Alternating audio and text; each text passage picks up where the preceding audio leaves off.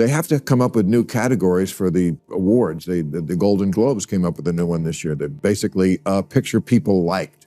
They had, they had become such self-congratulating, virtue-signaling bores that they had to go, oh yeah, let's make a category for that. People actually paid to see something great.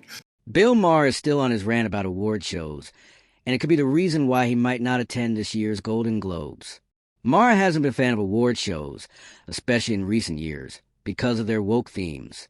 If you love sharp political commentary, hit the subscribe button so you don't miss clips like this. About the Oscars is they do reflect society. That's why we pay so much attention, partly. And things are always changing in our industry, like streaming. You know, it just changed the whole industry. This happens so often. So they have to come up with new categories for the awards. The Golden Globes came up with a new one this year that basically picture people liked. They had,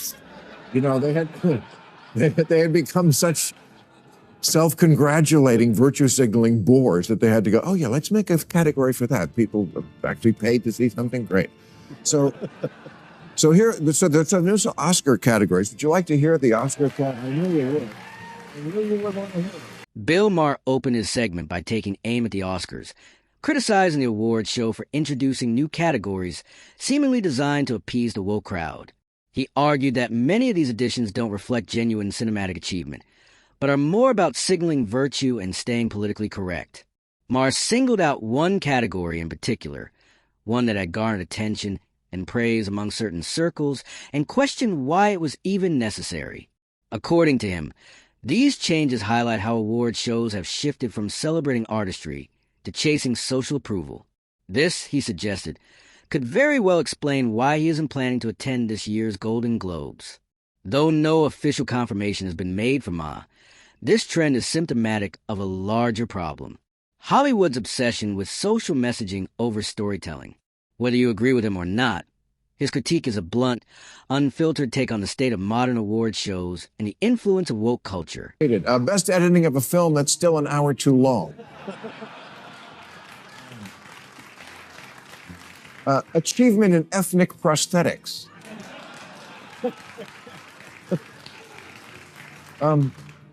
Best achievement in replacing an actor who tweeted something offensive. Best use of a freeze frame, followed by the words, "You're probably wondering how I got here."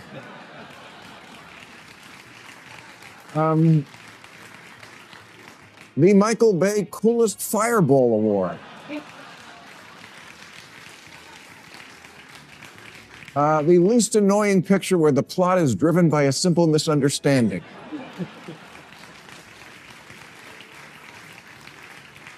Best song performed by someone your niece can't believe you've never heard of. Of course, some of these categories that Maher mocks are his own exaggerations, slightly blown up for effect. But that's exactly the point. He's using humor to make a larger critique.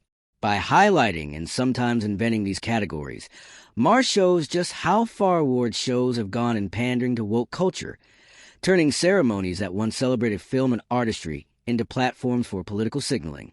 His exaggerations aren't meant to deceive.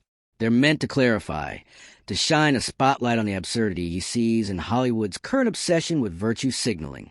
Maher's approach is part ridicule, part commentary, and part satire.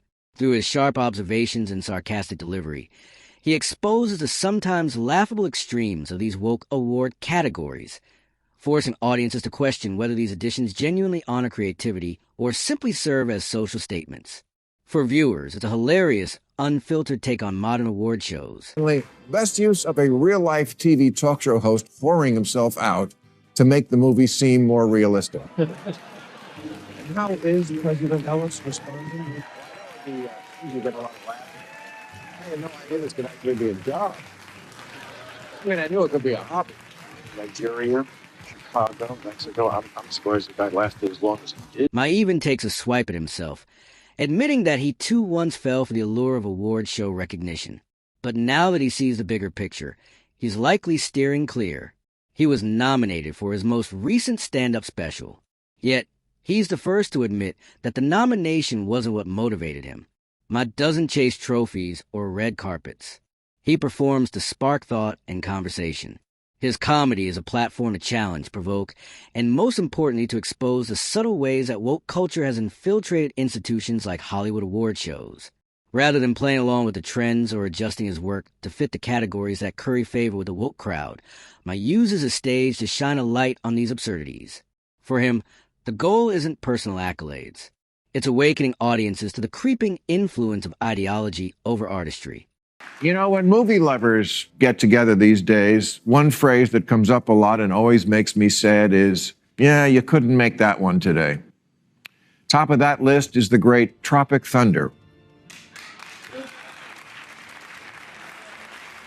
which the scolds have been after for years. But in February, Ben Stiller tweeted, "I make no apologies for Tropic Thunder. It's always been a controversial movie since when we opened, proud of it and the work everyone did on it." See, people, it's not that hard. He said it, and he still got a commercial. And the lesson is, if you stand up to the mob for just a day or two, their shallow, impatient, immature, smartphone-driven, gerbil minds will forget about it and go on to the next nothing burger, and you still will have your cojones.